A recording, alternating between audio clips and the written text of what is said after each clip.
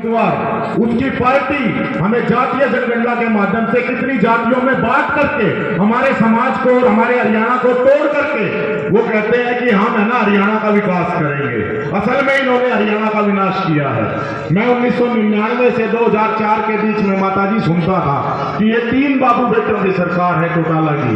फिर मैं 2004 से 2014 के बीच में सुनता था कि ये 2 बाबू बेटों की सरकार है, इसमें 2 ही की चलती है। असल में 2014 से 24 के बीच में जो सरकार आई, जो जनता की सरकार आई और जो जनता के लिए सरकार आई, पिछले 10 साल में भारतीय जनता पार्टी की सरकार ने 1.5 लाख नौकरियां बिना किसी खर्ची पर्ची के देने का काम किया है। ये पहली बार हुआ। मैं आपको बताऊं, ये माताएं बहनें बैठी हैं, मैं आपको बताता हूं, ये पहली बार है कि इस देश में एक आदिवासी महिला को राष्ट्रपति बनाया गया है। एक आदिवासी महिला का इतना मान सम्मान किया गया है। नारी शक्ति वंदन अधिनियम के तहत 33% आरक्षण माताओं बहनों को दिया गया है। आने वाली 2029 में विधानसभा में, लोकसभा में और राज्यसभा में 33% महिलाएं जाकर के बैठेंगी और अपने क्षेत्र का प्रतिनिधित्व करेंगी। ये इस देश में पहली बार हुआ कि हमारी माताओं बहनों के दर्द को जो है ना, वो समझा श्री नरेंद्र मोदी जी ने। आंखें फूट जाती थी खाना बनाने में, उज्ज्वला योजना के तहत 9 करोड़ सिलेंडर इस देश में दिए गए। ये पहली बार हुआ कि हमारी माताओं बहनों के दुख को समझा। वो गांव खेड़े में इतनी दूर जाती थी, उनके घर में इज्जत घर, गरिमा घर, शौचालय बनाने का काम किया और 13 करोड़ शौचालय जो है ना हमारी सरकार ने बना करके दिए। ये पहली बार हुआ।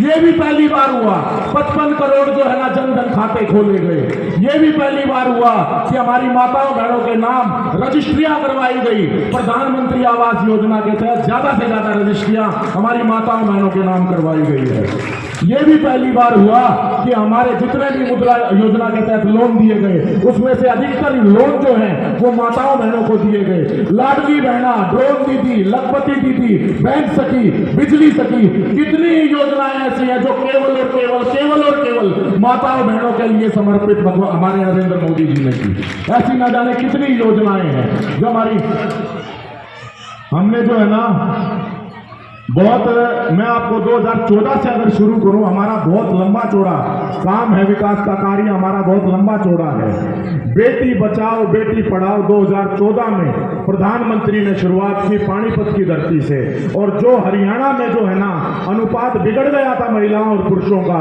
अब उसमें काफी हद तक सुधार आया। ये हमारी सरकार की उपलब्धि है। ये भी पहली बार मैं देखता हूं कि अब देखिए, आप यूं सोचिए भारतीय जनता पार्टी की सरकार क्यों जरूरी है।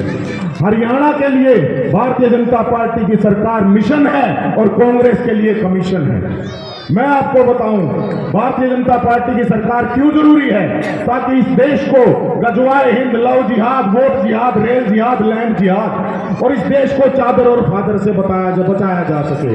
कहीं भी चादर बिछा के कह देते हैं ये वक्फ की जमीन है, कहीं भी चादर बिछा देते हैं, कह देते हैं ये वक्फ की जमीन है। हमारी भारतीय जनता पार्टी की सरकार इसलिए जरूरी है ताकि इस देश का हाल बांग्लादेश जैसा ना हो, बंगाल जैसा ना हो, कश्मीर जैसा ना हो, हिमाचल जैसा ना हो। अपने पड़ोस में देख लीजिए, आर्थिक आपातकाल है हिमाचल में, धार्मिक आपातकाल है। हिमाचल पूरी तरीके से ध्वस्त हो गया है।